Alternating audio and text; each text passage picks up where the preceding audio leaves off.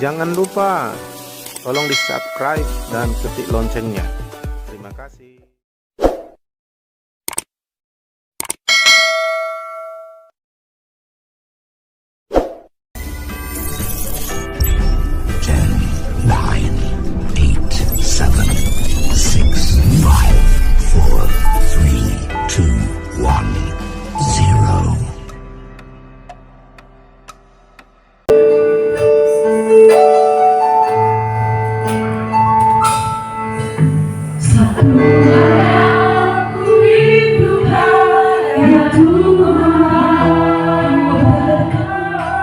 Selalu berada di dekatmu dengan senang hati, dengan senang jiwa, ku menanti di hadiratmu. Lebih dalam lagi, ku rindu kau Tuhan. Lebih dari segala yang ada, lebih dalam lagi, ku cinta kau Yesus, ku mengasihi, ku mengasihi,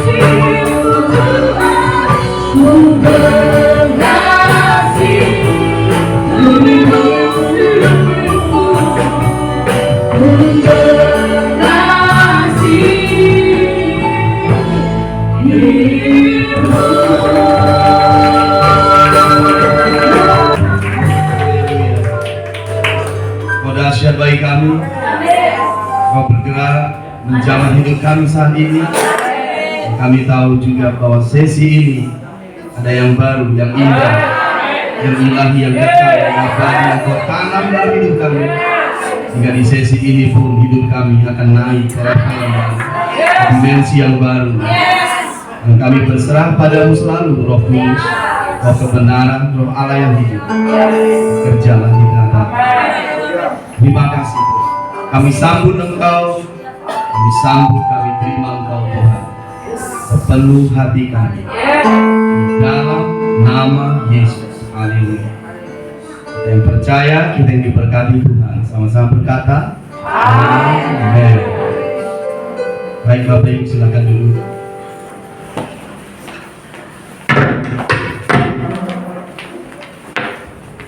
Oke. Selamat sore semuanya. Kurang kencang ya. Selamat sore semuanya. Apakah tubuh kita fit? Tubuh kita segar? Oke, sebab biasanya sesi-sesi siang seperti ini sesi berbahaya. Bukan berbahaya karena ada musuh di sekitar kita. Bahaya ngantuk, saudara. Cuma saya aja ketawa. Terima kasih buat kita ketawa sini. Sebabnya kita perlu bugar, oke? Kita perlu bugar, perlu fresh supaya roh kita bisa menerima yang terbaik. Tadi saya melihat bagaimana pemimpin pujian kita sangat exciting. Kita juga semua harus exciting. Nah, tubuh kalau segar kita mudah exciting. Tapi kalau asam urat kambuh, wah ini. Amin, bawaannya lemah, letih, lesu. Bukan karena ada masalah, memang asam uratnya lagi naik. Cuma saya aja ketawa lagi ya. Baik, ayo kita kerjasama. Baik. Tadi pagi di sesi 1, sesi 2 saya menyampaikan saudara bahwa apa yang terjadi dalam hidup kita saat kita hidup di dalam roh. Poin 14 sudah kita jawab. Poin 15 juga kita sudah jawab. Bukankah begitu? Boleh saya tahu apa poin 14 saudara? Menerima kasih karunia. Saudara tahu sekarang caranya kan? Bagaimana kita bisa menerima kasih karunia hari demi hari. Karena kasih karunia ini akan memampukan kita untuk melayani. Bukankah begitu? Pada saat kuasa Allah dalam diri kita bekerja, maka kuasa itu akan memproduksi apa? Kasih karunia. Dan kalau kita dilimpahi kasih karunia, kita akan menjadi pelayannya yang sukses. pekerjaannya yang sukses. Kira-kira begitu. Sehingga kasih karunia ini sama seperti Paulus berkata, aku sekarang sebagaimana aku ini karena kasih karunia. Demikian juga kita sekarang bekerja dengan kasih karunia pasti berhasil. Amin. Kemudian yang ke-15 kita tahu tadi bahwa kalau kita hidup dalam roh, apa di situ? Kita akan mengalami apa? Mata air yang terus menerus memancar. Terus menerus memancar. Kita tahu di Kejadian pasal yang kedua kita melihat apa arti daripada 4 cabang sungai itu, bukankah begitu? Kemudian kita ke Yehezkiel pasal 47 karena itu adalah gambaran daripada keadaan gereja sekarang, hidup kita sekarang, bahwa dari bait suci akan mengalir air yang membuah, bukankah begitu? Air membuah itu harus terus sampai pertama sepergelangan kaki, kemudian dia harus naik ke selutut, kemudian sepinggang, lalu kemudian menjadi sungai yang besar. Kenapa perlu sungai ini harus menjadi sungai yang besar? Supaya dia bisa menghanyutkan kita. Artinya Roh Kudus itu total berkuasa atas hidup kita. Sama seperti saat Yesus, Roh Kudus berkuasa atas hidupnya, disebutkan bahwa Roh membawa dia. Demikian juga kita, Roh membawa kita pada saat mata air itu sudah menjadi sebuah sungai. Apa yang terjadi ketika Roh membawa kita? Dimanapun kita berada, di situ ada kehidupan. Sudah bisa mengikuti saya? Bisa fresh ya? Oke, baik. Nah, coba lihat dulu kanan kirinya. Coba. Ada yang berangkat ke surga? Ada yang dibawa malaikat? Masih ada di situ dari tadi pagi? Amin, haleluya. Glory, glory, haleluya. Oke, sekarang kita mau simpulkan dulu. Mau pewahyuan? Mau hal yang dahsyat? Tapi kita harus lakukan ini dulu. Dari hari kemarin sampai tadi pagi kita sudah mendapatkan 15 poin, bukankah begitu? Apa yang kita alami saat kita hidup di dalam roh. Sekarang coba kita buka dulu yang 15 poin itu. Oke. Sekarang kita buka dulu yang 15 poin, karena ini spektakuler sekali kalau kita alami. Hidup kita tidak akan biasa-biasa lagi. Pelayanan kita juga tidak akan biasa lagi. Kita akan menjadi pelayan Tuhan yang luar biasa. Oke. Nah, sekarang pada saat kita hidup di dalam roh, bla bla bla, apa itu dalam roh dan seterusnya sudah kita pahami tadi malam. Inilah dia pewahyuan. Dengarkan saya baik-baik. Ini penting. Beri fokus. Karena ini sangat penting. Dengarkan saya. Banyak orang rindu menjadi serupa dan segambar dengan Yesus. Dalam hidupnya, dalam pelayanannya, dalam keluarganya, dia rindu. Tetapi kita tidak melihat hidup kita progres ke arah sana. Bagaimana pikiran kita pikiran Kristus, bagaimana sifat kita sifat Kristus, bagaimana hubungan yang kita bangun adalah hubungan seperti Kristus, bagaimana pelayanan kita pelayanan seperti Kristus. Kita tahu itu firman-Nya, tapi kita tidak bisa memasukinya. Sesungguhnya rahasianya ada di sini. Rahasianya ada di sini. Perhatikan saya. Kalau kita hidup dalam roh, berarti kita hidup dalam 15 poin. Nah, kalau kita setiap hari hidup dalam 15 poin, tujuannya adalah supaya ini, mari kita lihat. Inilah kunci untuk memasuki kehidupan yang menjadi serupa seperti Yesus. Ayat Roma 8, karena kita mengambil poin-poin dari Roma pasal yang ke-8. Mari kita lihat bagaimana Paulus menulisnya dengan wahyu demi wahyu, hanya untuk menuntun kita untuk menjadi seperti Yesus. Menuntun kita untuk menjadi seperti Yesus, dari poin ke poin, dari ayat ke ayat, dari wahyu ke wahyu.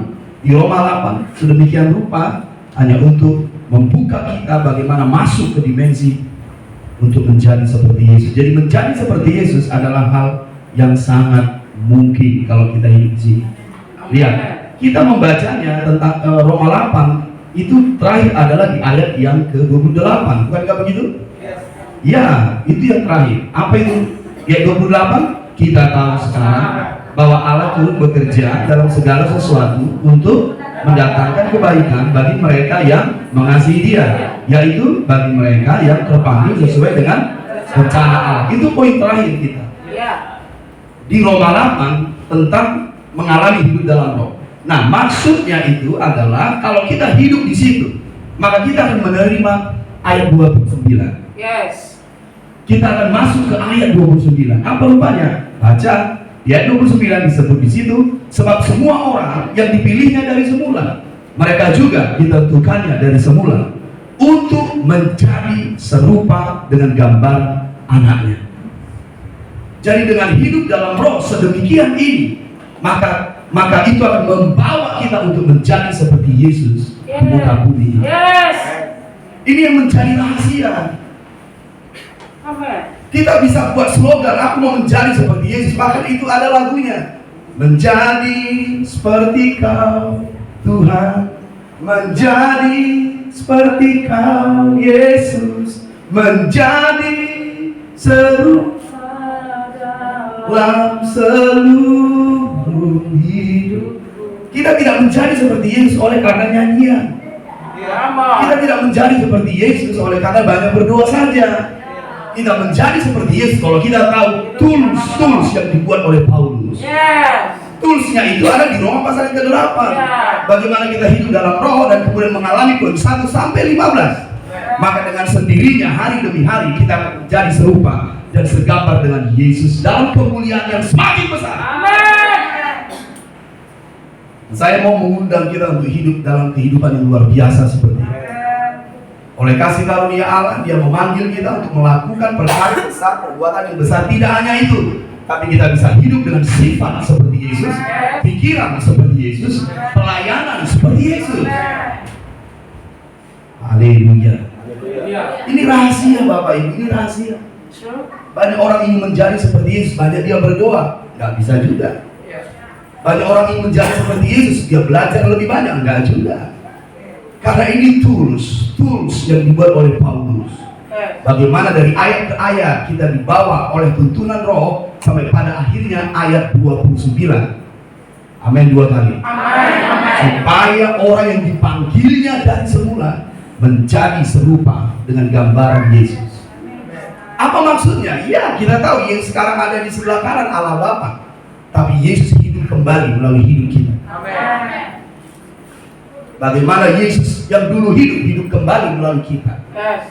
Mengapa bisa? Karena kita ikut dalam apa itu istilahnya tools poin-poin yang disingkapkan oleh Paulus di Roma pasal yang ke-8. Jadi tujuan akhir dari hidup dalam roh apa? Menjadi seperti Yesus. Katakan amin. Bilang begini sama teman yang di sampingnya. Tujuan akhir dari hidup dalam roh adalah untuk menjadi serupa dengan Yesus.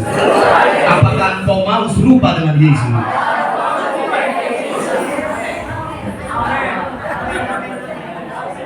Gak mau?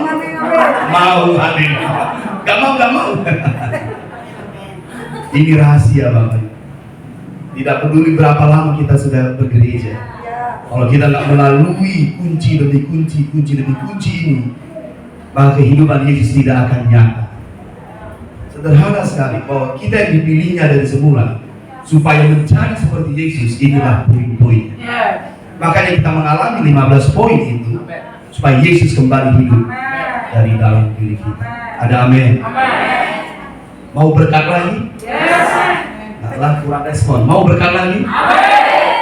Kurang responnya. Mau berkat lagi? Mau uang 1 miliar? Oh, aminnya lebih besar. Mau pewahyuan? Mau berkat dari Tuhan? Mau lebih lagi? Dengarkan, kalau kita hidup di dimensi tadi, kita hidup terus menerus seperti itu, kita mendapatkan berkat ini Bapak. Ya, di Roma 8 juga ya. Ini sering kita kutip tapi nggak kita alami. Mengapa? Ya sama seperti perempuan bendaharaan tadi. Semua orang menjamah Yesus tapi nggak mengalami mujizat. Nggak berarti kita menghafalnya, kita alami. Kita harus tahu kuncinya. Coba lihat di sini. Perhatikan di Roma 8 ayat yang ke-31 lompat. Sebab itu, apakah yang akan kita katakan tentang semuanya itu? Jika Allah di pihak kita, siapakah yang akan melawan kita? Ini sering kita kutip bolak-balik. Tapi tetap aja merasa Allah nggak di pihaknya. Doanya nggak dijawab. Perkara yang besar, mujizat dalam pelayanan pekerjaan belum pernah terjadi. Tapi selalu kita hafalkan ini. Bahkan kadang kita pakai bahasa Inggrisnya. If God before us, who can against us? Wow, katanya. Itu hanya slogan. Tapi ini bisa kita alami. Ini berkat kalau kita hidup di pola tadi. Jadi Allah di pihak kita kalau kita ada di dimensi tadi. Di luar itu tidak ada jaminan. Makanya ini adalah ayat demi ayat yang disebut rahasia. Jadi kalau kita hidup di dalam roh, mengalami yang 15 poin menuju ke arah Yesus, maka Allah di pihak kita. Siapa yang dapat melawan kita? Tidak ada yang dapat melawan kita. God before us, who can against us? Kalau Allah di pihak kita, siapa yang melawan kita? Itulah berkat pertama. Mau berkat kedua? Berkat yang kedua adalah ayat yang ke-32. Ia yang tidak menyayangkan anaknya sendiri, tetapi yang menyerahkannya bagi kita semua. Bagaimanakah mungkin ia tidak mengaruniakan segala sesuatu kepada kita bersama-sama dengan dia? Mengaruniakan segala sesuatu. Bayangkan itu Bapak Ibu, besarnya berkat itu kita terima. Mengaruniakan segala sesuatu kepada kita bersama Yesus. Coba bayangin, apakah kita berkekurangan lagi? Apakah kita khawatir, takut lagi? Karena semua dikaruniakan bersama Yesus. Ini bukan slogan. Bosan kita mendengar slogan, tapi tidak kita alami. Ini saatnya kita keluar dari roh agamawi. Tuhan, kalau kau baik, aku mau mengalaminya. Tuhan, kalau kau kaya, aku mau mengalaminya. Tuhan, kalau kau hebat, aku mau mengalaminya. Itu baru hidup dalam roh. Bosan kita hanya slogan. Tapi kalau kita hidup di sini, nikmatilah ini. Apa itu? Segala sesuatu akan dikaruniakan. Apapun tugas kita di luar sana, Tuhan akan mencukupkan kita. Tuhan akan melimpahi kita. Mengapa Dia mengaruniakan segala sesuatu? Mengapa ini tidak kita alami sedemikian rupa? Kita tidak hidup di tools-toolsnya, passwordnya nggak kita masuki. Makanya nggak kita alami. Oke, baik. Saya sore tetap bergairah. Mari kita bergairah. Mau berkat yang nomor 3?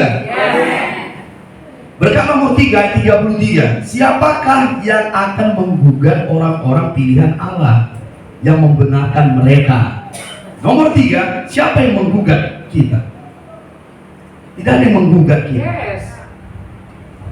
Tidak ada yang menggugat itu bahasanya apa itu? Menggugat. Siapa yang menggugat kita? Bisa bantu saya kira-kira? Menggugat itu mempersalahkan kita, mempersoalkan kita. Tidak ada. Tuhan penjaga kita. Tuhan pembela kita. Terus bagaimana kehidupan Paulus ketika dia melayani, diadili, difitnah, dia tetap selamat. Coba lihat Bapak Ibu, waktu Yesus dibawa ke pengadilan agama, lucunya di situ adalah begini, tak satu pun mereka temukan kesalahan Yesus. Coba bayangin, sehebat apa ini Yesus? Tak satu pun. Sehingga tidak satu pun yang bisa menggugat dia, mempermasalahkan dia. Kita akan mengalami ini dalam hidup kita. Kalau kita hidup di pola. Bisa mengerti maksud saya? Jadi yang pertama, Allah di pihak kita. Yang kedua, kita mengaruniakan segala sesuatu kepada kita. Yang ketiga, tidak seorang pun yang menggugat kita. Amin. Mau yang nomor 4? Banyak kali nomor-nomornya. Oh, silakan aja sikat. Amin. Nomor berapa sekarang? Nomor 4. Itu ada di ayat yang ke-33 juga. Saya baca lagi. Siapakah yang akan menggugat orang-orang pilihan Allah? Sudah dapatkan? Allah yang membenarkan mereka. Siapakah yang akan menghukum mereka? Coba lihat. Yang keempat, siapa yang akan menghukum mereka? Lanjut lagi ayat 34. Kristus Yesus yang telah mati, bahkan lebih lagi yang telah bangkit, yang juga duduk di sebelah kanan Allah, yang malah menjadi pembela bagi kita. Yesus menjadi pembela bagi kita. Poin berapa itu? 5. 4 atau 5? 5. Lanjut lagi, ayat 35. Siapakah yang akan memisahkan kita dari kasih Kristus? Itu yang ke-6. Siapa yang memisahkan kita dari kasih Kristus? Penindasan atau kesesakan atau penganiayaan atau kelaparan atau ketelanjangan atau bahaya atau pedang, seperti ada tertulis, oleh karena engkau kami ada dalam bahaya maut, sepanjang hari kami telah dianggap sebagai domba-domba sembelihan. Tetapi dalam semuanya itu kita lebih daripada orang-orang yang menang. Nomor 7, kita lebih daripada orang-orang yang menang. 7 poin ini akan menjadi berkat bagi kita. Mari kita ulangi, karena saya tahu kita masih latihan menulis cepat. Ayat 31 adalah berkat pertama yang kita terima kalau kita hidup di dalam roh. Nomor 1. Sebab itu, apakah yang akan kita katakan tentang semuanya itu? Jika Allah di pihak kita, siapakah yang akan melawan kita? Apa nomor 1? Allah di pihak kita. Allah di pihak kita. Ayat 32. Ia yang tidak menyayangkan anaknya sendiri, tetapi yang menyerahkan nyawanya bagi kita semua, bagaimanakah mungkin ia tidak mengaruniakan segala sesuatu kepada kita bersama-sama dengan dia? Apa nomor 2? Mengaruniakan segala sesuatu kepada kita bersama-sama dengan dia. Amin. Ayat 33. Siapakah yang akan menggugat orang-orang pilihan Allah? Apa nomor 3? Ya, siapakah yang dapat menggugat kita? Allah yang membenarkan mereka. Siapakah yang akan menghukum kita? Apa nomor 4? Siapakah yang akan menghukum kita? Ada amin? Ayat 34. Kristus Yesus yang telah mati, bahkan lebih lagi yang telah bangkit, yang juga duduk di sebelah kanan Allah, yang malah menjadi pembela bagi kita. Apa nomor 4? Yes, Yesus menjadi pembela bagi kita. Ayat 35. Siapakah yang akan memisahkan kita dari kasih Kristus? Apa nomor 5?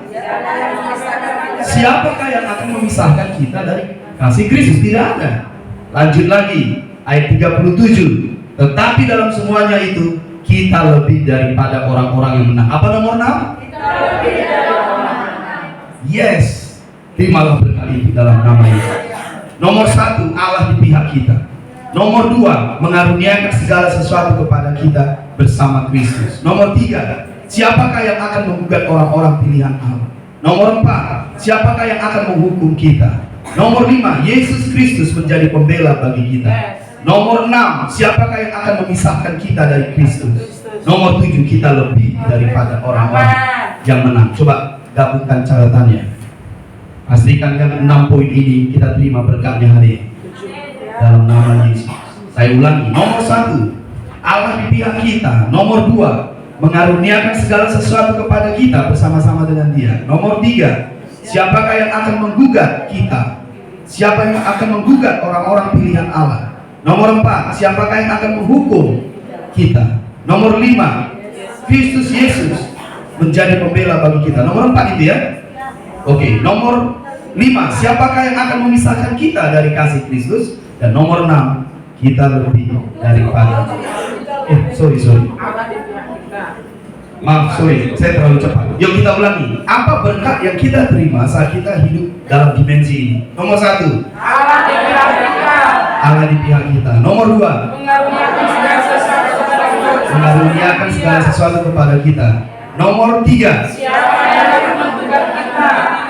nomor 4, Allah yang menggugat. Siapa yang akan menghukum kita? nomor 5, Yesus menjadi pembela kita. nomor 6, Siapa yang akan memisahkan kita dari kasih Kristus? nomor 7. Kita lebih dari orang-orang. Maukah kita deklarasikan 7 poin ini? Yes. Yuk kita bantu berdiri. Mari kita deklarasikan 7 poin ini demi nama Yesus. Sambil dibaca ya. Sambil dibaca. Amin. Terjadilah dalam diri kita, terjadi dalam hidup kita, dalam keluarga, dalam gereja. Berkat yang kita terima saat kita hidup dalam roh, hidup dalam poin nomor 1 sampai 15. Bisa mengerti? Kita menuju ke arah menjadi seperti Yesus Kristus. Semua berkat ini akan kita terima. Siap? Baca catatannya. Saya akan hitung sampai 3. Kita akan deklarasikan ini terjadi dalam hidup kita. Amin. Bapak Surgawi, kami akan mendeklarasikan poin-poin ini. Kami percaya ini adalah firman-Mu, dan firman-Mu itu bagi kami supaya terjadi dalam hidup kami, dalam pelayanan kami, dalam pekerjaan kami, dalam keluarga kami. Demi nama Yesus, dengan iman dan keyakinan, kami deklarasikan poin-poin ini. Inilah berkat yang kami terima. Inilah kasih yang kami terima dari Engkau saat kami hidup dalam dimensi ini. Demi nama Yesus, katakan 1 sampai 7 berkat yang kau terima. Ayo deklarasikan dengan kuat.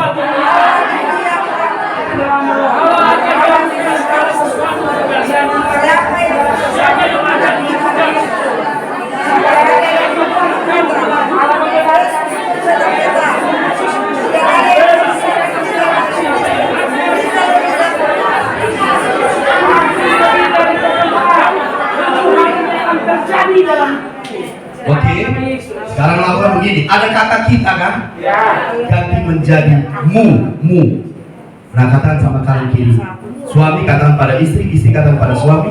Yang lain bilang begini, Allah di pihakmu. Nah, terus katakan sampai 7 poin sama dia. Berdua. Haleluya. Ayo semuanya.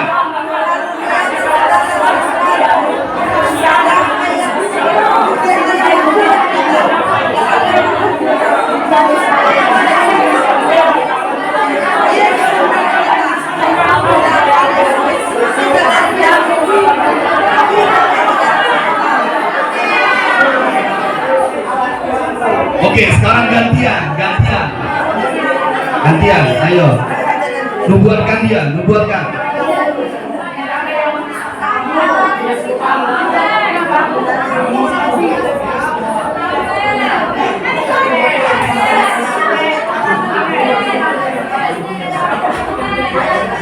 Sudah dapat berkatnya?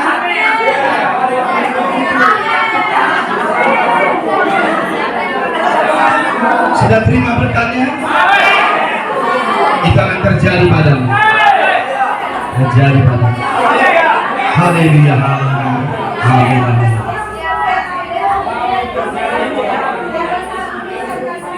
Oke. Semangat terus.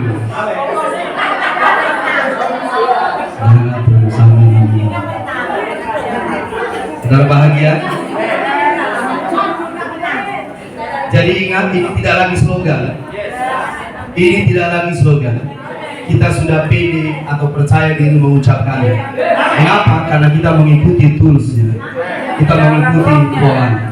Contoh seperti ini Bapak Ibu. Tadi di hotel, saya di hotel itu ada wifi ya. Wifi. Seberapa canggih pun handphone saya, kalau saya salah passwordnya, 1 kata aja, gak masuk. Tapi kalau benar semua passwordnya, mulai username, password, maka saya akan masuk. Demikian juga berkat itu.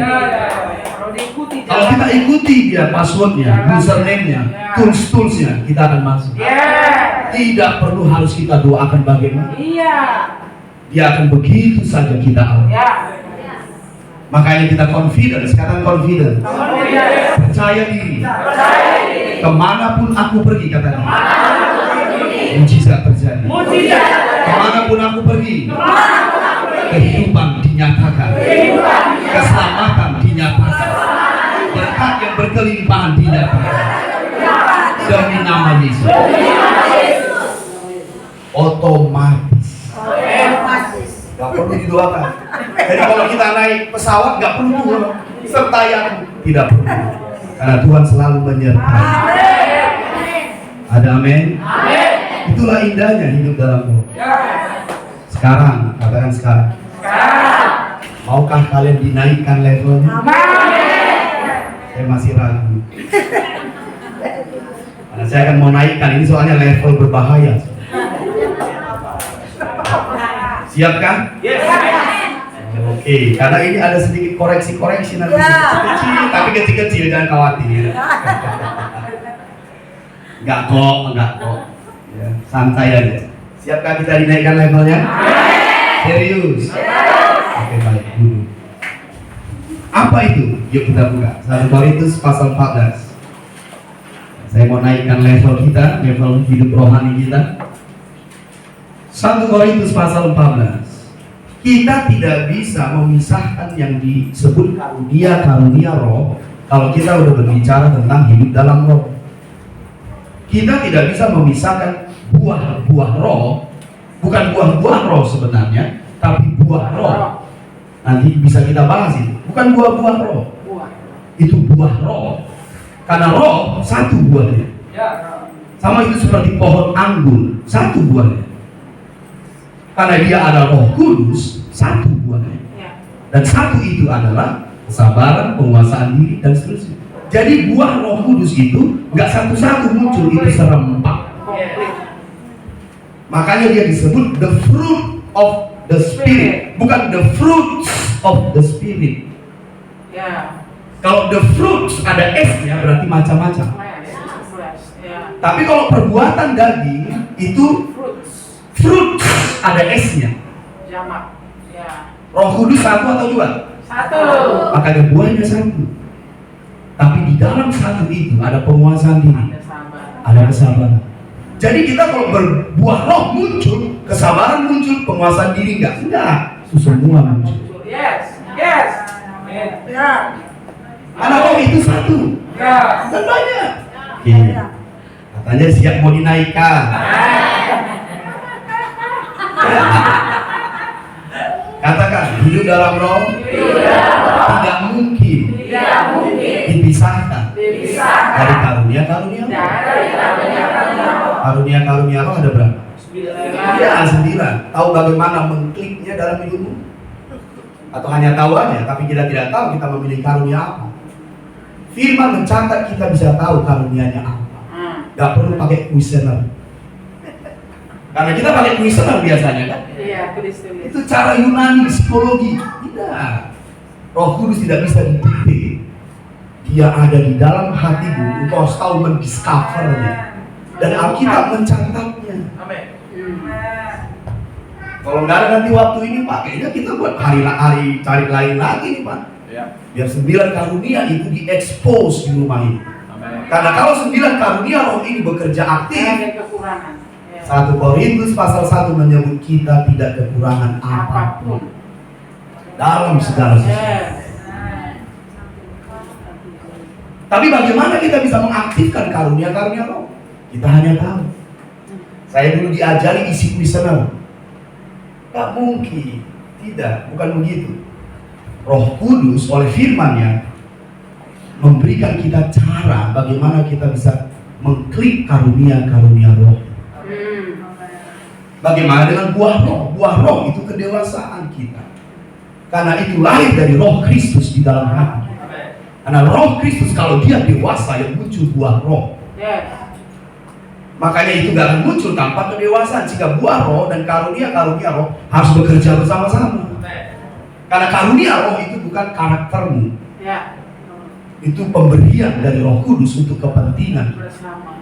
Tapi buah roh itu harus kau bangun. Makanya manusia roh kita atau manusia batin harus kuat. Jadi manusia roh, manusia batin, buah roh, karunia-karunia roh harus menjadi satu kesatuan. Banyak orang memilih karunia roh karakternya jelek. Itu tidak seimbang dan tidak semestinya. Dua hal ini harus bekerja bersama-sama. Tapi hari ini, sebelum sesi ini berakhir dan nanti satu sesi lagi sebentar, saya akan membagikan sedikit karunia-karunia. Oke? Siapkah kita di situ? Mari kita lihat di firman. Saya nggak ambil dari buku-buku lain, dari firman. Ya kita tahu, saudara. Yuk kita buka dulu 1 Korintus pasal 14. Kita akan memahami karunia-karunia roh di dalam diri kita. Dan ini sangat indah, sangat ajaib. Kalau kita melayani, kita bisa tahu. Siap kan? 1 Korintus 14 ayat 1. Siap kan?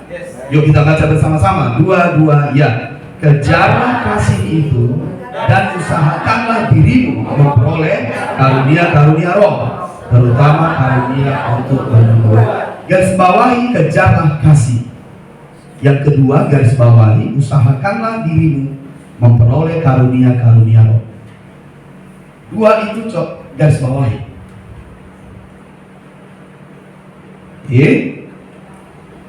Kejarlah kasih itu, garis bawahi, Usahakanlah dirimu memperoleh karunia-karunia roh. Garis bawah.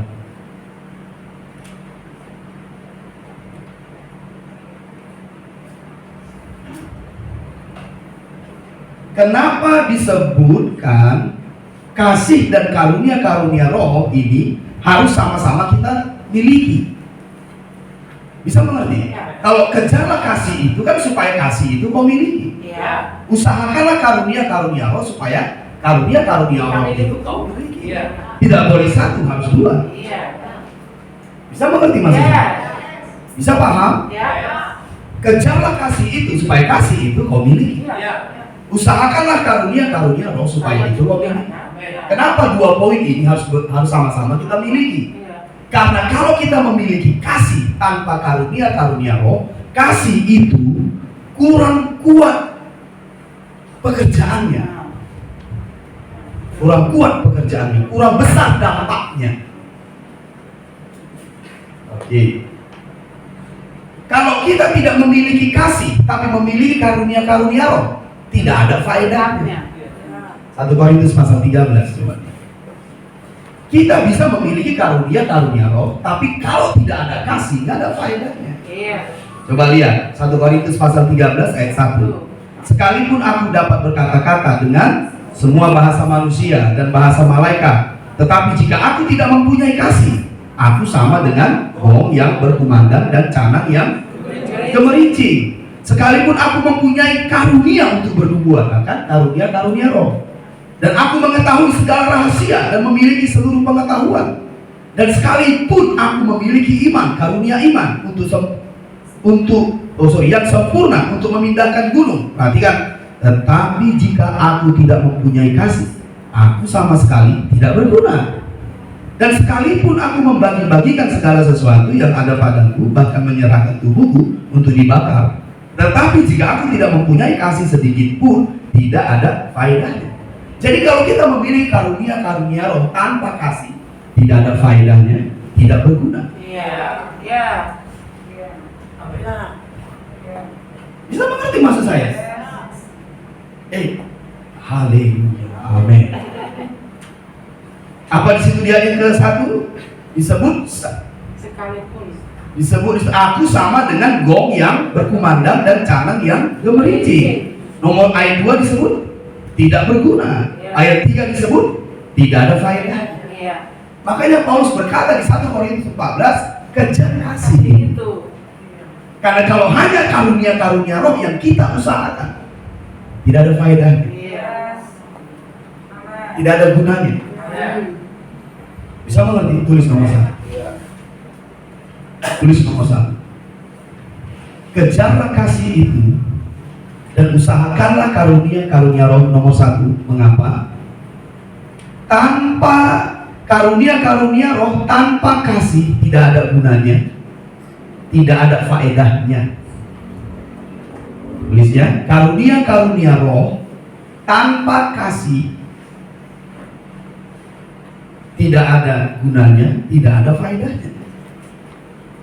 Nomor 2. Kasih tanpa karunia-karunia roh, kasih itu kurang. Karena kasih itu memberi.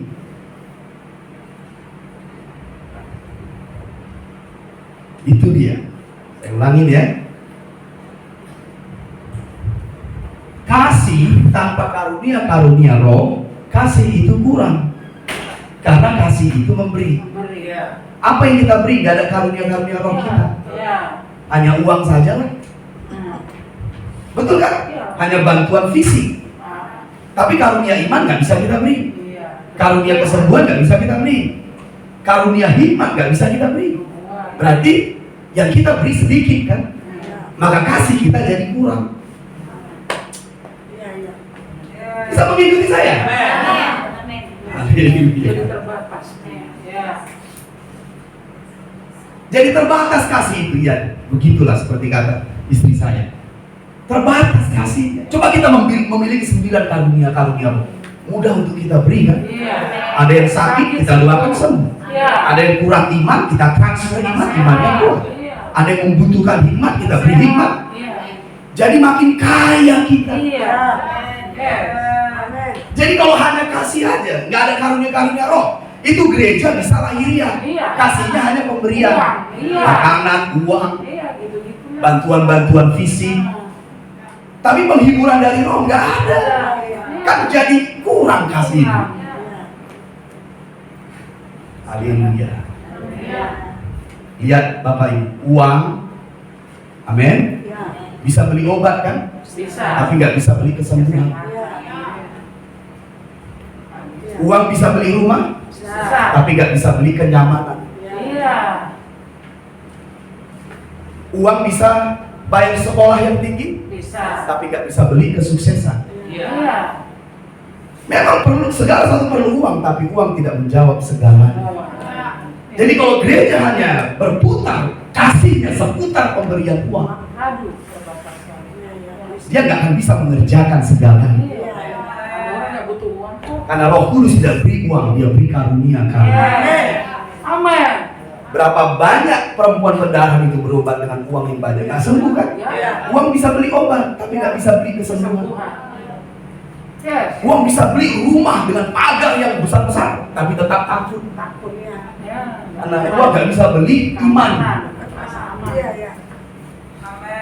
Amin. Tapi karunia-karunia roh ini penting bagi kita. Tapi kalau kita hanya memiliki kasih yang penting, kasih itu hanya kasih terus. Tapi karunia-karunia roh tidak kita miliki. Tetaplah kita sakit, tetaplah kita bodoh karena kekurangan iman. Tetaplah kita lemah karena kekurangan iman. Tapi kalau kita hanya punya karunia-karunia roh saja, nggak memiliki kasih, ya apa peduli kita sama orang lain jadinya? Karena nggak ada kasih, nggak mau memberi, ya apa gunanya karunia roh itu kalau nggak diberi? Ya, amin. Coba kita memiliki karunia roh, nggak ada kasih, apa yang mau kita beli? Kalau nggak kita beri, ya apa gunanya? Makanya disebut nggak ada faedah. Bisa mengikuti saya? Jadi apa nasihat Paulus? Kejar kasih itu, usahakan dirimu memperoleh karunia-karunia roh. Bisa mengerti? Ada 9 karunia roh kan? 1 Korintus pasal 12. Setelah itu kita break dulu. Karena makin lapar dan haus saya. Udah makin lapar dan haus, saya makin penting dong. Saya jual-jual mahal sedikit. Oke, baik. Enggak lah begitu. 1 Korintus pasal 12, coba lihat. Lihat ya. 1 Korintus pasal 12. Karena kalau kita tahu mengaktifkan karunia roh, gereja itu nggak kekurangan apapun. Nggak kekurangan apapun. 1 Korintus 12 ayat yang 7 dulu. Lihat. Siap? Coba kita baca. 1 Korintus 12 ayat yang ke-7. Dua-duanya, tetapi kepada tiap-tiap orang dikaruniakan penyataan roh untuk kepentingan bersama. Jadi karunia-karunia roh ini untuk kita semua. Berarti kan harus saling memberi. Kalau saling memberi, ada kasih dong. Karena kasih itu memberi. Nah, lanjut lagi. Ayat yang saya mau kita baca dulu ayat yang ke 11. 1 Korintus 12 ayat ke 11. Tetapi semuanya ini dikerjakan oleh roh yang satu, Roh Kudus, dan yang sama, yang memberikan karunia kepada tiap-tiap orang secara khusus seperti yang di. Jadi ini otoritas Roh Kudus, bukan doa kita. Roh Kudus yang memutuskan sesuai kehendaknya diberikan padamu. Dan apa yang diberikannya padamu, berilah pada saudaramu. Nah, kalau ini kita praktekkan di gereja, ini yang kita akan miliki. Coba 1 Korintus pasal 1. 1 Korintus pasal 1. Ya. Indah sekali sebenarnya ini Bapak Ibu. Indah sekali. Ya. Ayat yang keempat, 1 Korintus 1 ayat keempat. Yuk kita baca dua-duanya. Aku senantiasa mengucap syukur kepada Allahku Karena kamu atas kasih karunia Allah yang dianugerahkannya kepada kamu dalam Kristus Yesus. Sebab di dalam Dia kamu telah menjadi kaya dalam segala hal, dalam segala macam perkataan, dalam segala macam pengetahuan. Jadi kalau kita penuh karunia Roh bekerja seperti ini di tengah kita, kita tidak kekurangan segala sesuatu. Mengapa? Kita memiliki 9 karunia Roh bekerja di ruangan ini. Apa yang kita kurang? Hikmat kita ada, iman kita ada, pengetahuan kita ada, mujizat kita ada, kesembuhan kita ada. Amin. Jadi ini dianugerahkan Roh Kudus untuk kepentingan kita. Kejarlah kasih itu, usahakanlah dirimu memperoleh karunia Roh. Jadi karunia Roh diberikan untuk apa? Kepentingan. Perlu kasih? Perlu. Karena kalau nggak ada kasih, pelit. Oke. 1 Korintus pasal 14. Pertanyaan ini dan kita break. Ya, saya mau break dulu soalnya. Coba kita lihat 1 Korintus pasal 14. Lihat Bapak Ibu, ini indah sekali kalau kita paham. Ayat yang pertama, siap? Yes. Kejarlah kasih itu dan usahakanlah dirimu memperoleh karunia Roh, terutama karunia untuk bernubuat. Pertanyaan saya, bagaimana kita mengusahakan karunia Roh supaya berkembang dalam hidup kita? Jawabannya setelah ini. Setelah sesi ini, break dulu, break. Karena kalau kita klik caranya, kita akan tahu, oh iya, karuniamu. Oh terima kasih. Ternyata Tuhan, aku memiliki karunia untuk menyembuhkan. Coba bayangkan kalau di ruangan ini ada karunia untuk menyembuhkan. Kita nggak perlu lagi undang KKR, Reinhard Bonnke, Benny Hinn, T.S. Osborne, apalagi Maurice Cerullo. Oh Maurice Cerullo sudah mendiam. Atau banyak yang lain lagi. Enggak, karena di rumah ini punya karunia untuk menyembuhkan. Hebat bukan? Oke, selesai sesi ini, saya akan klik satu bagaimana kita mengaktifkan, mengusahakan karunia Roh. Jangan-jangan di ruangan ini ada karunia untuk mendatangkan mujizat. Yuk kita lihat, kita discover, kita coba cek. Pakai apa namanya? USG ya, USG rohani gitu. Kalau USG jasmani, lihat baby ada di dalam rahim. Coba USG rohani, jangan-jangan ada karunia Roh di dalam hati. Oke, amin. Kita pahami hidup di sana. Dahsyat sekali. Oleh sebab itu, apa yang saya bagikan hari ini itu bukanlah akhir dari semua yang disebut tentang perkara-perkara Roh, hidup dalam Roh dan seterusnya. Tapi saya rindu membagikan karunia Roh karena ini penting untuk kita melayani di gereja, dan kalau dipraktekkan gereja itu akan cepat berkembang. Jemaat kita, pelayanan kita akan cepat dewasa. Nah itu sebabnya saya membagikan ini sedikit. Di perjumpaan kita berikut, mudah-mudahan kasih karunia Tuhan menyertai kita semua. Saya akan membagikan lebih lagi kalau Tuhan izinkan.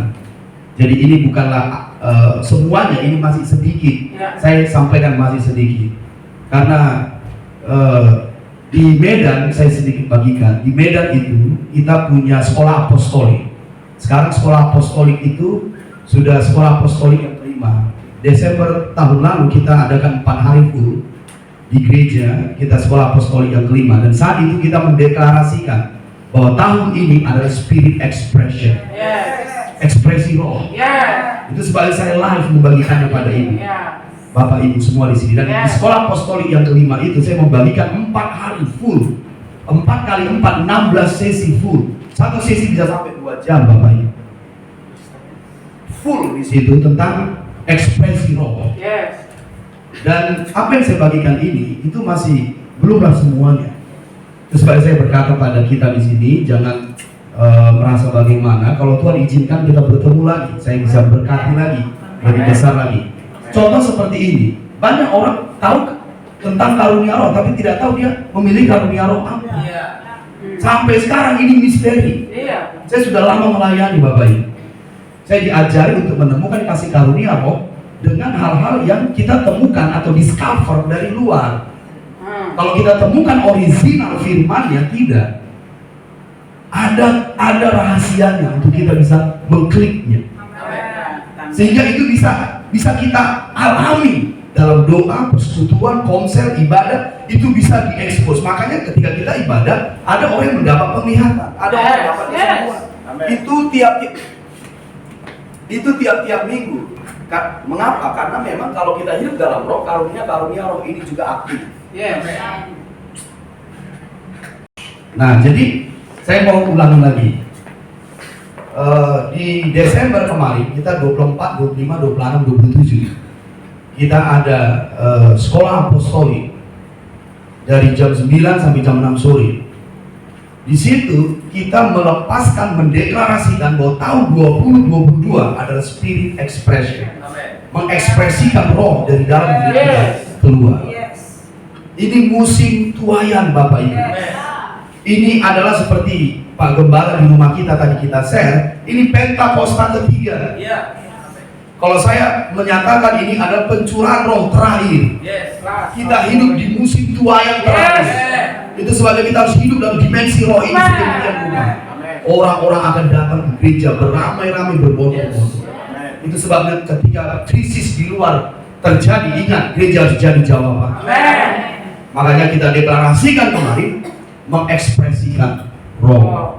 Dan di situ di sekolah apostolik saya mengajarkan bagaimana sebenarnya kita bisa mendiscover, menemukan karunia roh. Dan salah satu, dengar Bapak Ibu, belas kasihan adalah kunci untuk melakukan mujizat. Belas kasihan. Makanya terkadang ada orang mendengar cerita tentang ini, belas kasihannya muncul. Itu sebenarnya ada tanda awal roh ingin membuat mujizat. Karena nggak semua orang mendengar itu, belas kasihannya muncul. Saya bisa ajarin satu saat bagaimana kita bisa mempraktekkan. Nah, karunia roh bagaimana? Mujizat bagaimana dan seterusnya. Makanya kalau kita lihat pelayanan Yesus, maka tergeraklah hatinya oleh belas kasihan. Mujizat di mana-mana. Makanya jaga hati kita, Bapak.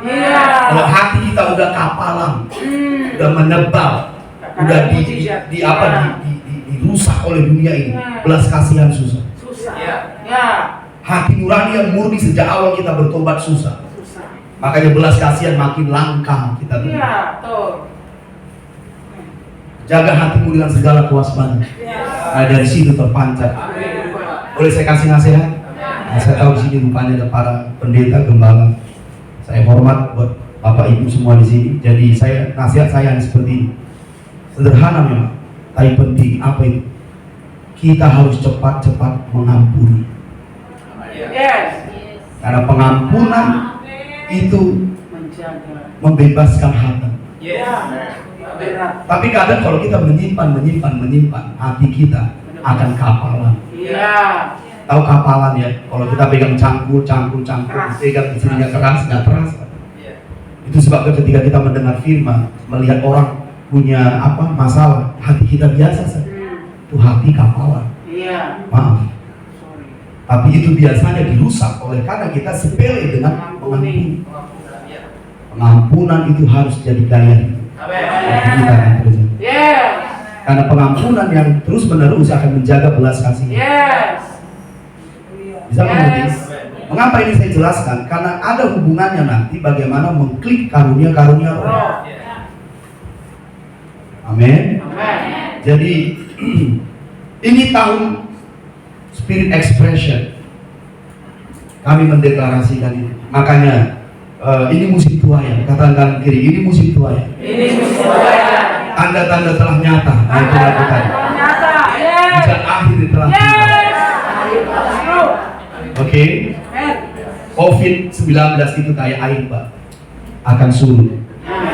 2020 saya bernubuat, di sini ada saksinya anak-anak rohani saya. Saya bilang COVID itu seperti air, Pak. Dia akan meninggi lalu menyurut. Makanya kita lihat dia akan mulai bermutasi tapi tidak berbahaya. Itu seperti air bah yang surut. Gereja tidak boleh takut. Tapi setelah air bah surut, musim baru datang. Karena musim baru setelah air bah surut itu zaman. Jadi kita masuk musim baru, ini transisi. Bersiaplah Bapak. Yes. Hari-hari ke depan itu luar biasa. Pasti. Perlengkapi dirimu, keluargamu, anak-anakmu, istrimu. Perlengkapi semuanya. Sebab Allah akan membuat gelombang Tuhan yang sangat besar. Rame-rame mereka nanti akan datang. Bersiap. Ramai-ramai. Dengar nubuatan saya Bapak Ibu. COVID ini seperti air Pak. Dan ternyata betul.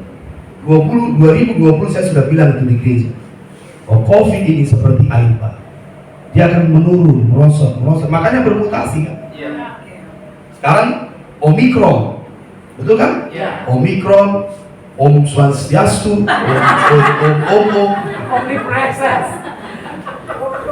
Sebenarnya nanti dipotong nih Pak. Nanti saya jadi ini ditayang di YouTube nanti pencemaran agama.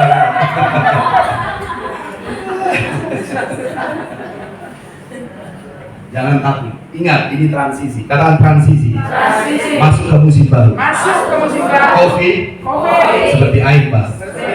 Dia akan surut. Tapi setelah surut musim baru. Yes. Gereja akan meluncur dalam panggilan terakhirnya. Segala bangsa akan datang ke sini demi nama Yesus. Sang Raja akan turun. Dia akan ada di awan-awan. Dan orang-orang kudus akan menyambutnya. Katakan amin. Sebabnya kita harus menyiapkan diri kita. Amin. Nah, jadi itulah sudah jadi lupa tadi. Dari awal ini. Bantu saya. 1 Korintus 14. Oke, baik. 1 Korintus 14. Jadi kita hidup di zaman yang luar biasa, bukankah begitu? Bisa yang luar biasa. Ingat, Omikron itu akan makin surut. Pegang kata-kata. Omikron akan makin surut itu. Virusnya makin surut. Akan menjadi flu biasa.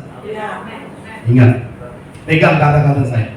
Mengapa? Karena Tuhan sedang bekerja melalui gereja yang untuk bangsa-bangsa. Amin. Katakan kiri, siapkan dirimu. Prepare yourself. Pakai bahasa Inggris dulu, oke? Prepare yourself.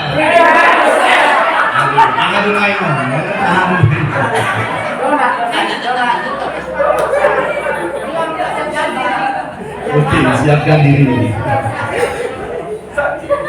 Haleluya.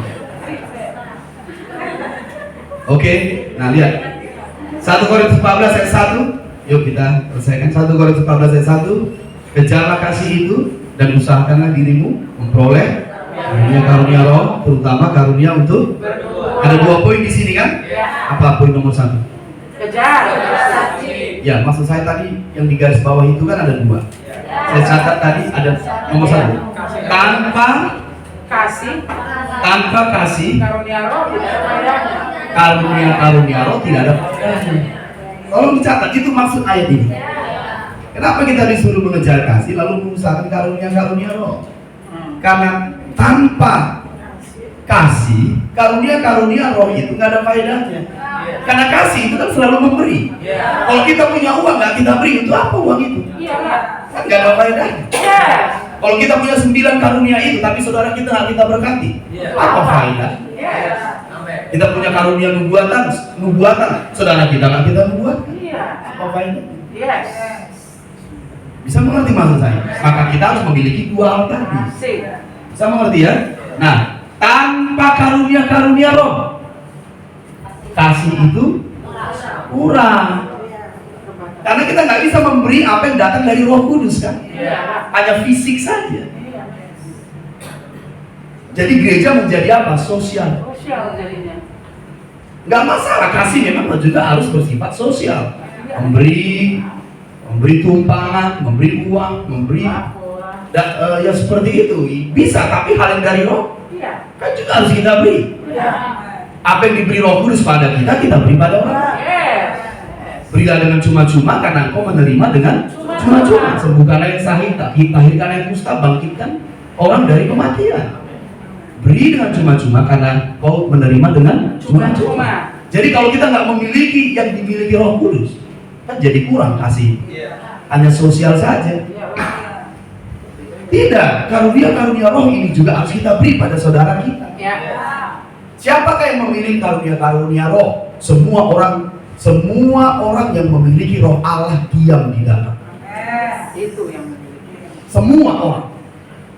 Semua kita di ruangan ini memiliki karunia-karunia.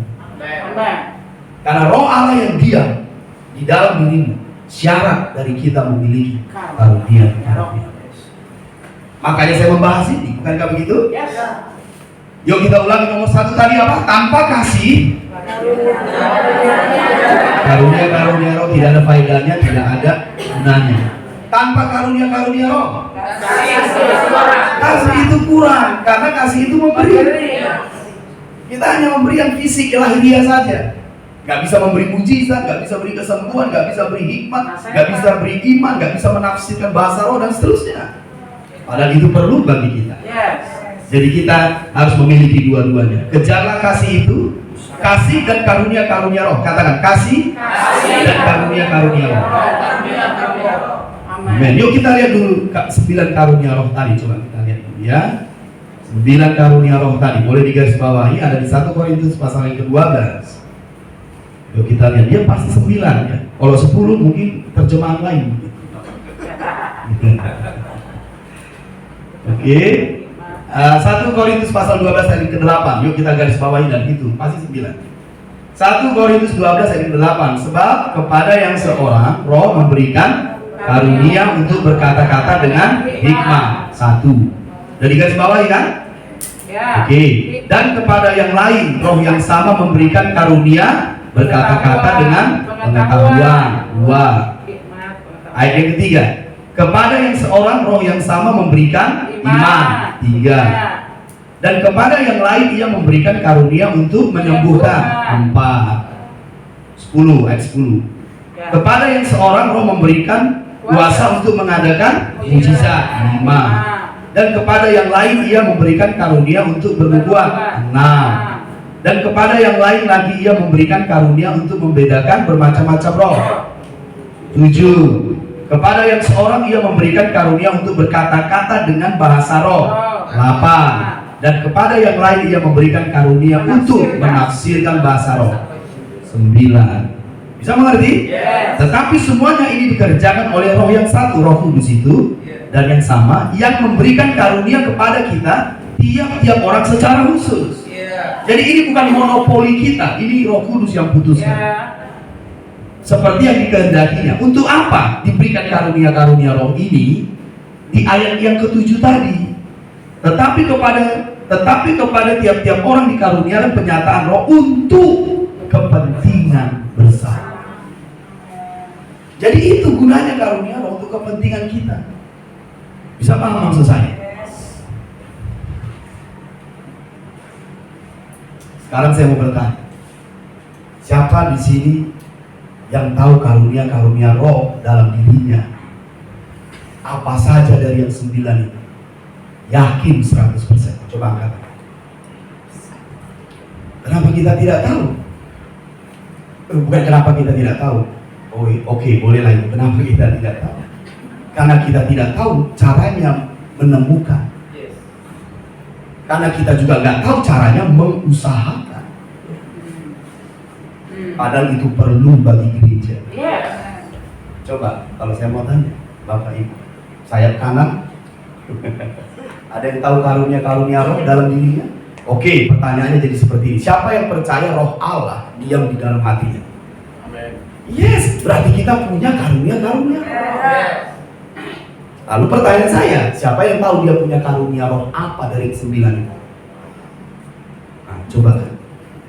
Sayap kanan. Kita harus tahu. Saya akan kasih cara. Tapi minggu depan.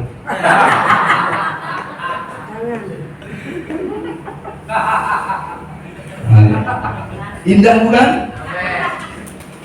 Nah, saya dulu diajari begini, temukan karunia-karunia rohmu. Ini isian. Coba isi. Bagaimana saya menemukan karunia roh di dalam saya? Alatnya dari luar. Gimana coba? Gak mungkin, gak cocok. Alatnya dari luar, isian-isian untuk menemukan karya Roh Kudus di dalam batinku. Dari mana dia? Bagaimana itu hubungannya? Tidak juga. Roh Kudus akan menginspirasi kita tentang karunia-karunia. Oke? Bagaimana caranya? Yuk kita lihat. Jawabannya untuk kita bisa tahu karunia-karunia roh kita, salah satu dan yang paling utama adalah ayat 2. Salah satu dan yang paling utama ayat 2. Nomor 1. Siapa yang berkata-kata dengan bahasa roh tidak berkata-kata kepada manusia, tetapi kepada Allah. Sebab tidak ada seorang pun yang mengerti bahasanya. Oleh roh ia mengucapkan hal-hal yang rahasia. Hal-hal yang rahasia ini, kalau bisa kita ketahui, itulah pewahyuan. Hanya roh Allah yang tahu. Dan kalau itu dinyatakan misteri, bahasa Inggrisnya ini, itulah rahasia, disingkapkan. Termasuk juga karunia-karunia roh. Haleluya. Jadi nomor 1 yang paling utama untuk kita bisa mengklik, kita tahu karunia-karunia roh kita adalah berkata-kata dalam bahasa. Coba sebutkan 2-3 ya. Berkata-kata dalam bahasa roh. Ini nomor 1, paling utama. Ada nomor 2 ada, tapi saya nggak mau bagikan dulu. Karena nomor 1 ini itu yang pertama, yang utama, yaitu berkata-kata dalam bahasa roh. Mungkin kita bertanya seperti ini, Om, aku udah berbahasa roh. Oke, saya bilang berkata-kata. Berkata-kata itu berkomunikasi. Iya, kata berkata-kata. Berkata-kata. Berkomunikasi. Berkomunikasi. Saya tahu sedikit bahasa Indonesia. Komunikasi itu kumpulan kalimat. Kumpulan kalimat itu kumpulan kata-kata. Bisa mengerti? Nah, coba kalau saya berbicara kepada istri saya bilang begini, sayang, air,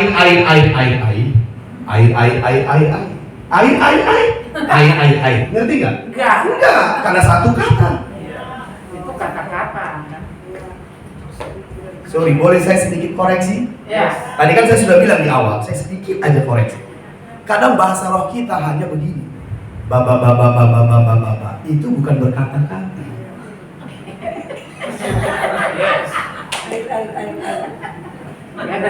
Oke, sorry, kan saya tadi sudah koreksi kan? Saya tadi sudah koreksi. Sudah minta maaf, sudah berpikir. Saya Alkitab jelas berkata itu berkata-kata, berkomunikasi kepada Allah. Iya. Bukan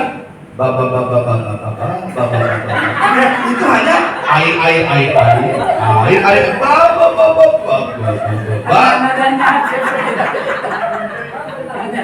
atau sorry, saya bilang saya dulu dari situ, jadi kita sama-sama sebenarnya, jangan tersinggung.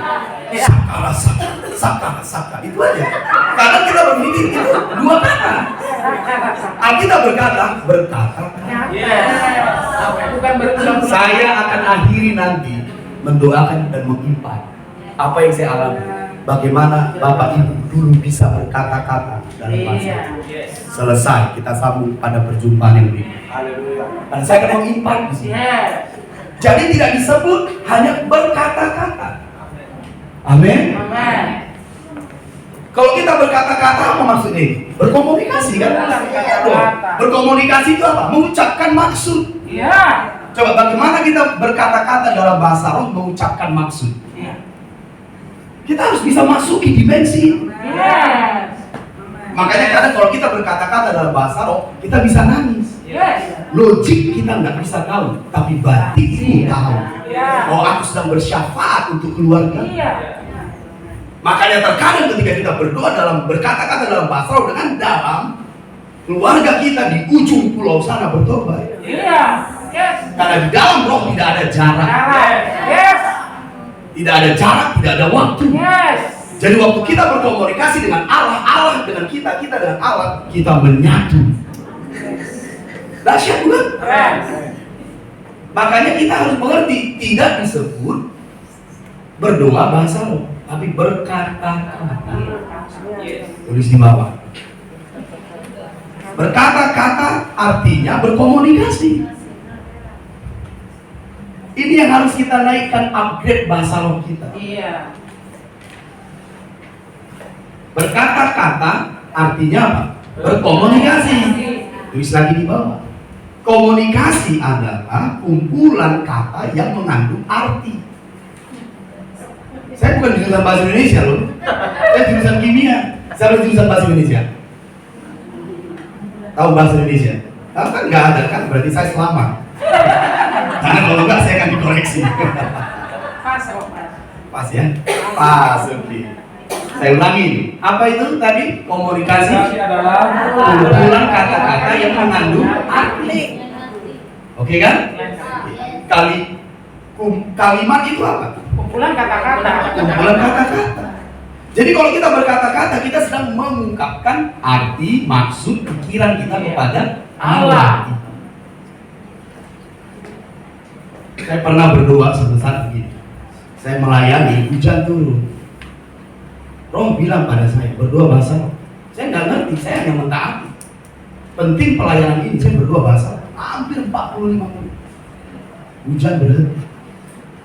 Saya tidak tahu apa yang terjadi di alam roh, tapi yang saya tahu, saya berkata-kata dengan Allah. Bisa mengerti maksud saya? Jadi ini harus kita aktifkan. Jadi contoh, karena kita bahasanya kan seperti ini kan, atau bisa lama-lama kali, lama-lama.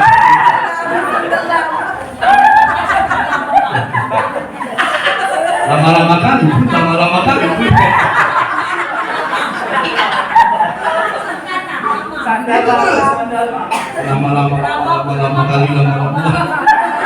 Sorry ya, saya juga dari sini. Iya, sama. Tapi kalau kita mau upgrade, contoh kayak anak bayi. Iyalah. Coba apa bahasanya paling banyak? Mama, papa, mimi, mama, papa, mimi. Baru bayi lahir, sama kayak kita bayi rohani lahir, bahasa rohnya kan begitu juga. Iya. Tapi kalau bayinya bertumbuh 1 tahun, 2 tahun, Iya. sampai 20 tahun, lalu tetap dia bilang mama, papa, 20 tahun. Pasti mamanya bilang apa yang terjadi dengan anak ini? Bawa ke rumah sakit suntik dia. Yakin sorry. Demikianlah kita. Iya. Masa 20 tahun mama, papa, mimi. Umi sudah di sini. Umi sudah di sini. Sorry ya, sorry. Saya tidak menyinggung siapa. Saya hanya mau membantu bagaimana kita naik level. Ingat, saya tidak merendahkan. Yes. Saya mau memberkati supaya kita maju. Karena saya pun dari situ. Iya. Tapi ketika kita mulai naikkan level dari doa bahasa roh seperti tadi jadi berkata, Yes. kita bisa nikmati aliran roh dalam doa kita. Yes. Nanti kalau Tuhan izinkan ada waktu, saya bisa praktekkan bagaimana 12 poin dari start kita bahasa roh sampai di angka 12 kita tahu karunia roh kita. Di angka 12 kita sudah praktekkan itu. Sekolah Apostolik 2 tempat kita sama ada kasetnya, kalau mau saya bisa beri, MP3-nya ada. 12 poin di angka 12 kita bisa tahu. Kita bisa masuk ke alam roh dalam doa, pujian, penyembahan, pelayanan dan seterusnya. Makanya kalau kita hidup di dalam dimensi seperti itu, keimaman seperti itu, kita memuji Tuhan, hadirat itu datang begitu saja, luar biasa kuat sekali. Mengapa? Kita sudah bangun.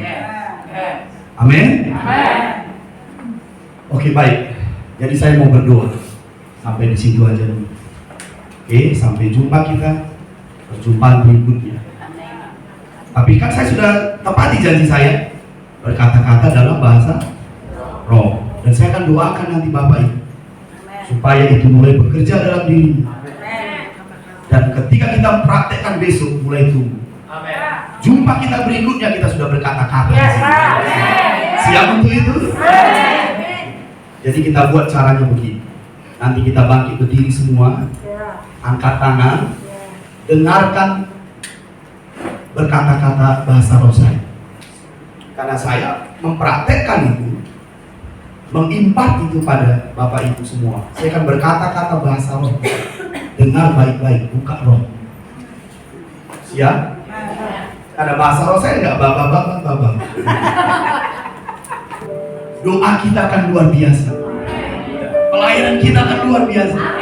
Intiman kita dengan Allah akan luar biasa. Bapakku ya Aba ya Bapak akan terus begitu dalam. Kalau kita naikkan level berkata-kata bahasa roh kita. Amin. Haleluya. Kasih senyum dulu kanan kita. Bisa lebih kuat lagi? Dengar nggak? Dengar? Kuat? Kurang kuat. Oh, mari bangkit berdiri.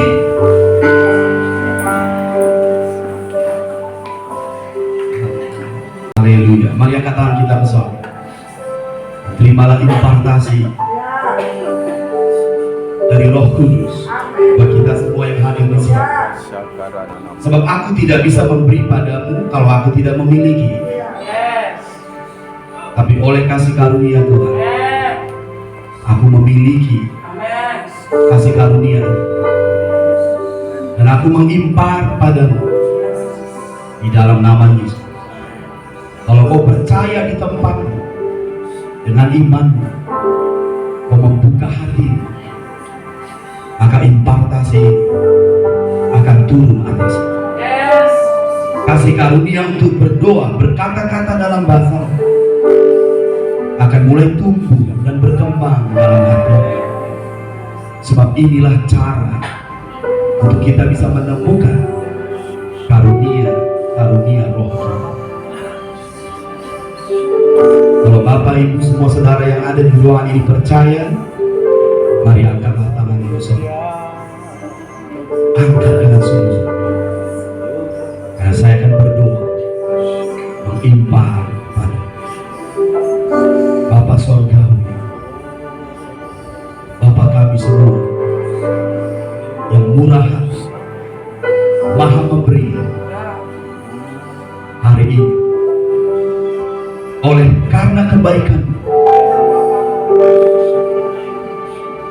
aku berdoa, terjadilah impartasi yang ke atas semua umatmu yang ada di sini. Sebagaimana engkau menaruhnya dalam hidupku oleh Roh Kudus, taruhlah juga di dalam hati mereka, sehingga mereka mampu untuk berkata-kata dalam bahasa yang akan menuntun mereka untuk mengetahui karunia Roh. Bapak Saudara, sebentar aku berdoa, lakukanlah ya Bapak. Rohmu mengalir, Rohmu bekerja, Rohmu mengalir dengan lembut di dalam hati kami. Roh Kudus, Roh Allah, lakukan pekerjaan demi nama Yesus. Turunlah atasmu, turunlah atasmu, turunlah atasmu, turunlah atasmu, turunlah atasmu demi nama Yesus. Terimalah karunia ini, terimalah anugerah ini.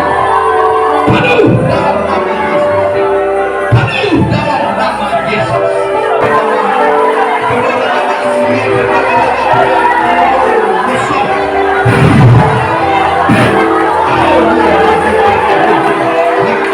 Amin.